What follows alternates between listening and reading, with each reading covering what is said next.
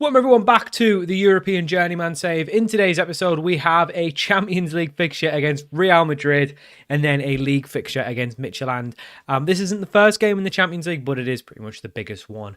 Obviously, I was probably thinking of coming back for the first ones, but they were just too far apart, the games. And, they weren't too far apart. I just thought Marseille, it's more like a Europa League team, isn't it?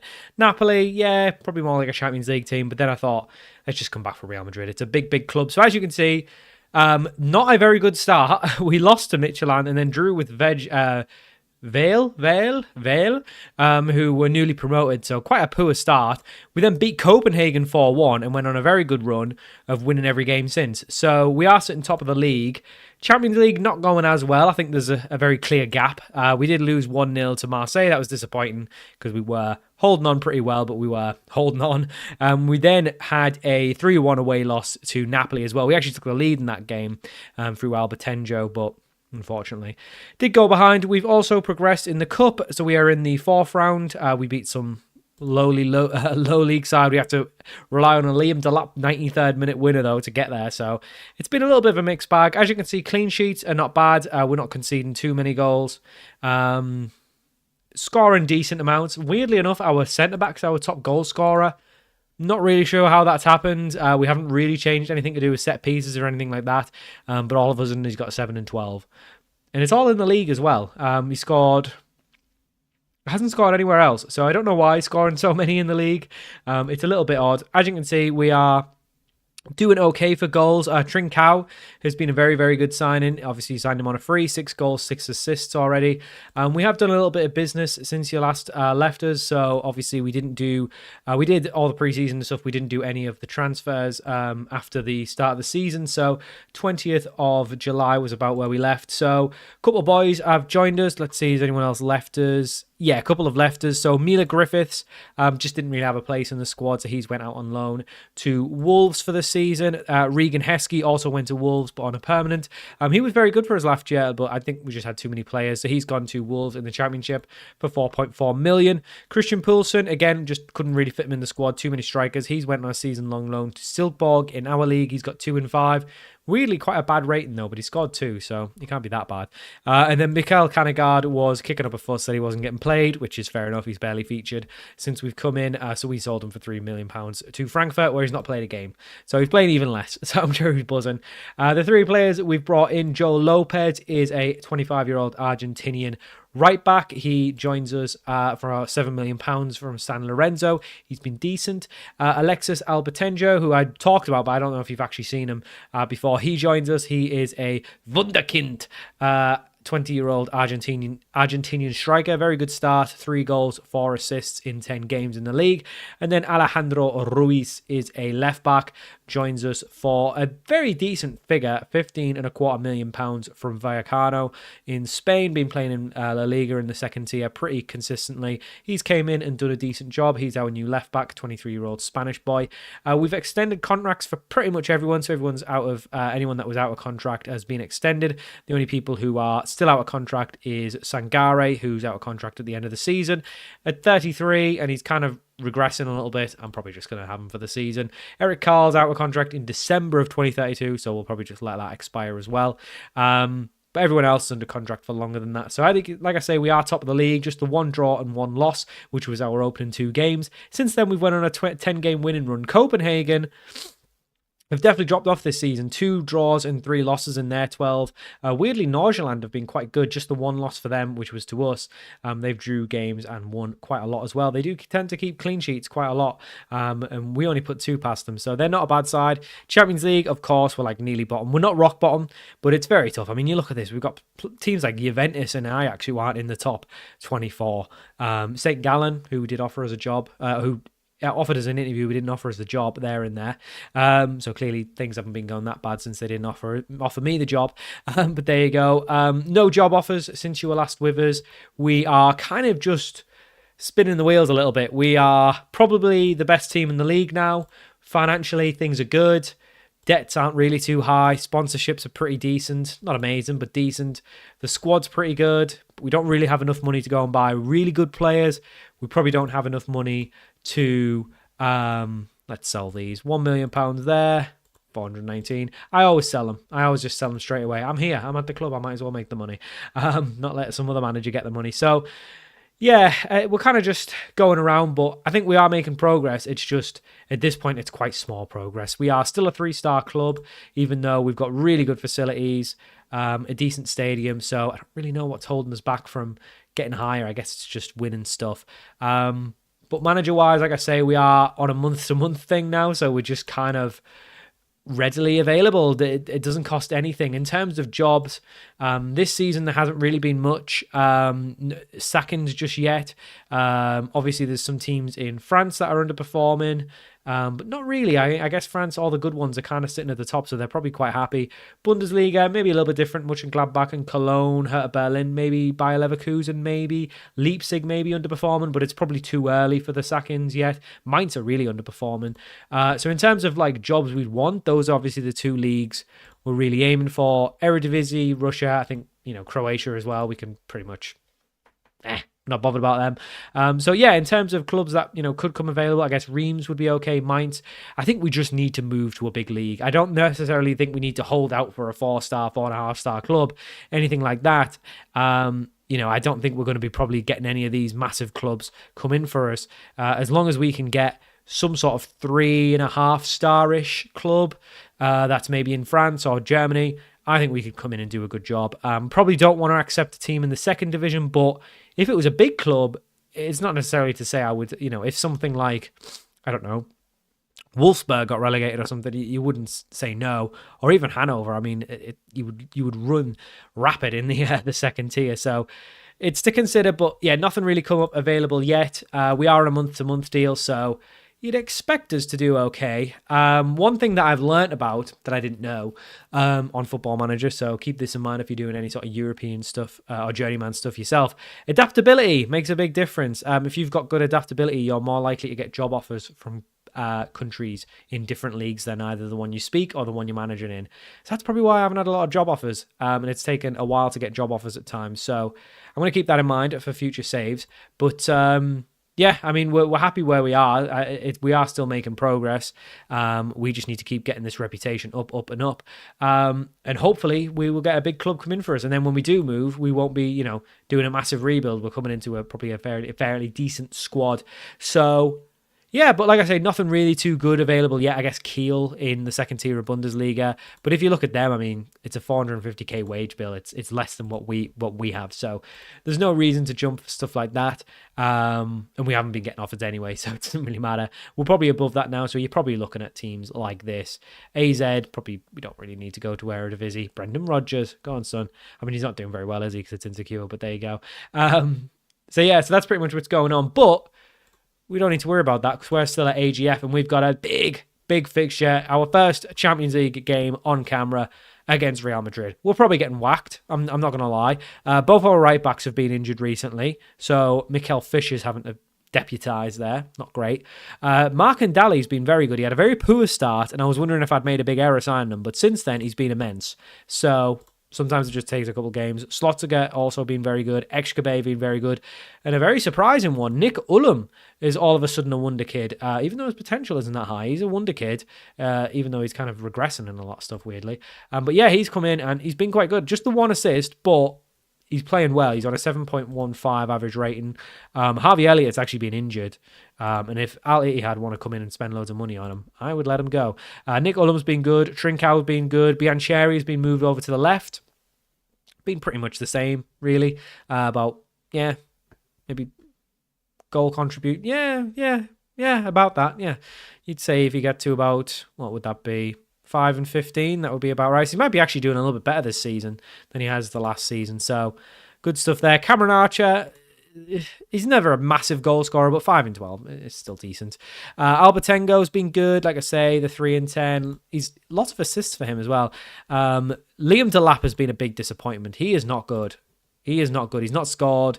He started the first few games, then he was terrible, dropped him, and he's not really done anything besides scoring against lower league opposition in the cup. So he might go next season, but we might not be here next season, so we don't need to worry about it. So we're just going to go with the team that you just saw there. And hopefully we could, I mean, if we can get a draw here, that would be amazing. But we are not we're far enough in the save, but there's quite a lot of young players at Real Madrid. We are at home, so you never know. There could be an upset for the ages. I forgot to change goalkeepers. Trubin is our goalkeeper, and I changed it for the cup, and then I forgot to change it for the league, and now I forgot to change it for the Champions League against Real Madrid. I don't really want to sub him off within minute 1, but I have to. Trubin's playing against his former club as well, so he's going to put an even better performance in. Let's just imagine Gustave got injured, right? Let's just imagine it. Anyway, that was my bad. Marcandali tries to clear it. No one there. But it is picked up by Albertengo. Trincao into Nick Ullum, our youngster. Back to Slotziger. Back to Excabe, who is a Spanish boy himself, and he's not covered himself in much glory there if he's trying to get a big move. Rodrigo through. He scored, and he is offside. I thought he was offside. He is offside. Linesman raised his flag. Rodrigo. I mean, this is still Real Madrid, isn't it? Mbappe, Rodrigo, Endrick. Yeah, Wirtz, Militao, Bellingham. They've still got quite a young squad, and they are going for it. They've definitely not rotated because we are weaker than them. They are very much. This is their competition, isn't it? Camavinga, Tchouaméni. Yeah, this is a very familiar Real Madrid side. You cannot lie. I don't know who Sugai is. I imagine he's someone new. But Endrick turns it to Sugai, and whoever he is, Shingo Sugai, gets the opening goal early doors. I think we might be on the end of a hammer here. This might not have been a very fun game to come back for, but you've got to show it.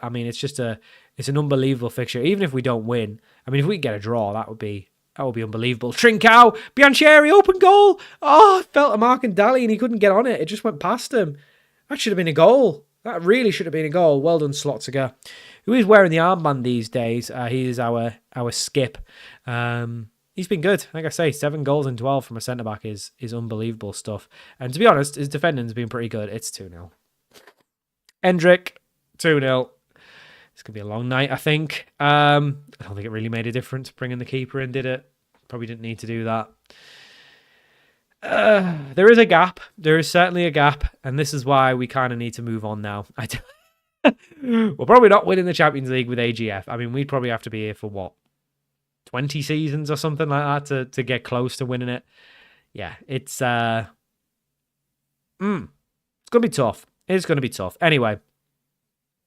Don't worry about it. Trubin knocks it up long. Albertengo does really well. Takes it down. Archer into Trincao, who's through 1-on-1.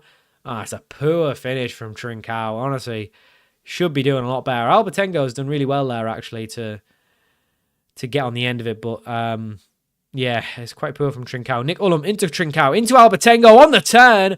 Bottom hand corner finish.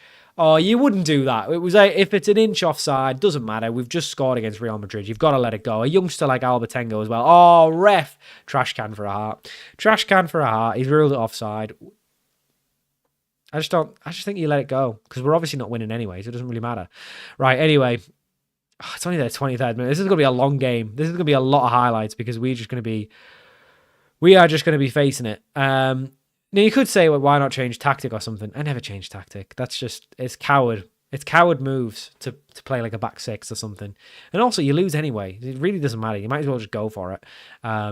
The supporters expect you to lose. So if you lose 2-0 trying to defend with 6 men, or you lose 3-1 going for it, at least they saw a goal, right? Cameron Archer should score there. Should get it on target at least. He's not that good. He's good, but he's not that good. For as good as he is, he doesn't turn up enough. He's another one that if you got an offer, I'm not going to try and sell him, but if we got an offer for him, he can go. He can go. Trubin, what are you doing? Oh, what is he doing? Flapping at it. This is just what happens, isn't it? When you play someone better than you, the players just get all nervous and start doing weird things they wouldn't normally do. Like flapping at it and stuff. He's done well there. It was straight at him, but he's done well enough. Yeah, they tend to do weird stuff like just flapping at it and giving away penalties and stuff. Well blocked from Fisher. We are playing a centre-back at right-back as well, so we have to keep that in mind. And you could say it's poor squad planning. Oh, Albertengo, what a run, son. Go on, son, keep going. It's a terrible ball. It was a good run, though. Good run. Promising signs from him. He's been the best player today for us. Trubin somehow on a 7, even though he flapped at it and let 2 in. So he must be really under it. He's had 8 shots on target. St. Gallen have just equalised with Man United. Even in the future, Man United are having bad results where they really should be getting good results. Anyway, I mean, we're not going to have the English leads loaded, but that would be a good team to go to if we had them loaded. Anyway, very aggressive, not good enough. What do we do? What do we do? I don't think we can do much, to be honest. Albertengo is not doing well, but I still like him more than the others. Let's get Glenn Rash on. Let's get another youngster on. Danish boy. An AGF boy as well. An Our House Gymnastic Garfunkel, whatever we're called. Something like that. Oh, one of our own. He's one of our own. Glenn Rash. He's on. I mean, we're not getting hammered. I mean, we haven't conceded 3 in like 10 minutes like Bodo Glimt have, so we're not miles away, are we? We're not miles away. We will make some more changes. I mean, they've not really come out this second half. Might as well go for it. Harvey Elliott, you coming on, boy. Harvey Elliott. Let's bring Hassan on. Let's bring Delap on as well. Go on, we'll get the English contingency on. Liam Delap. He hasn't turned up. Maybe he could score against Real Madrid. That'll be fun. He did just score his first goal, so he might be feeling confident. We've had 2 shots on target this whole game. It's been tough. It's been a tough one. Mbappe on a corner. Is that likely? Oh, that's just jammy. That's just lucky. Like, they've just gotten lucky there. That's not technique. That's not like being the better side. That's just whacking the ball into an area and it's taking a lucky deflection. The fact that we're 3-0 down, the goalkeeper's on a 7.1 and Mark and Daly's on a 6.7 shows we're not really that bad. They're just very, very good. I mean, they're playing a 4-4-2. That's how advanced. They've just gone so advanced. They've gone old school. I love it. Jan Kuto as well. Wow. Yeah. I don't know who's Slanina a real person? I feel like it is. I feel like I've heard the name. Bodo Glimt actually scored 2. Good for them. We lost 3-0. It was to be expected. We also play in white, so maybe they went a little bit easy on us. No, we definitely not proud. No, not good enough. You turned up to training. I wouldn't expect you to beat Real Madrid, but you turned up to training. Yeah, we're a little bit of a gap between us and the rest of the Champions League, isn't there? A little bit of a gap. Oh, that's just the way it is. Right. Midtjylland next. Do we need to do that on camera? I guess, I mean, we've kind of yapped for a while. I don't know. It's like an 18-minute episode anyway. I think we just leave it there. I don't think we need to do Midtjylland on camera. Are you really that bothered about seeing it? We're too good for this league, but not good enough for the Champions League. We're in a weird position. So I think we'll come back for more Champions League. Let's come back for Borussia Dortmund and what I imagine. Not really any. I mean, let's do Esbjerg and Borussia Dortmund. We'll come back for that. So we'll only have a bit of a gap. Not as big of a gap as we've had before. We're getting through the season now. Hopefully, we might actually... I mean, PSV Shakhtar is somewhat winnable, so maybe we could get something in the Champions League. I mean, we just got to try and get anything to try and get in this top 24. That's going to be hard. And then we've got City. I mean, we've been robbed. We've been really hard done by the fixtures. Marseille, Napoli, Madrid, Man City, Atletico, Dortmund, PSV and Shakhtar. I mean, realistically, Shakhtar and maybe Marseille are the ones you could win. PSV is still tough. Still a better club than us. Right. We'll come back for that. We'll come back for Dortmund and Esbjerg, and then we'll probably come back for City Madrid. So we'll really focus on the Champions League because we've done the league. We've already won the league. We've already won the cup. You don't need to keep seeing that. But the Champions League is something different. So we will come back for that. Like I say, we won't have as big of a gap. We'll come back for Esbjerg and Dortmund because at least we can kind of show how we're too good for the league. I mean, we're not flying away, but we have won 10 on the bounce. So, and we've got a 10 goal difference. Yeah, we are pretty good. Anyway, we'll come back unless a job offer comes up. Oh my God. An interview or something. That would be crazy. Love that. I mean, November, December time, not a bad time. I mean, a lot of sackings usually happen around then. So when you kind of get to the halfway point and teams realise their managers are not good enough. So you never know. Thankfully, we're winning so many games in between these Champions League games. It's not really affecting morale. So we're doing okay. Nick Ullum also wants more game time. He started like the last... I don't really understand him. He started like... Yeah. He started the last... I mean, he comes off a lot. He gets subbed off. But... I don't know. He starts a lot of games. Not really sure what he's complaining for. 11 starts. Just a moaner. Right, anyway... we'll leave it there and we'll come back for Esbjerg Dortmund. So thanks for watching. Hope you enjoyed us getting absolutely smashed off Real Madrid. And I'll see you all for more of the European Journeyman very soon.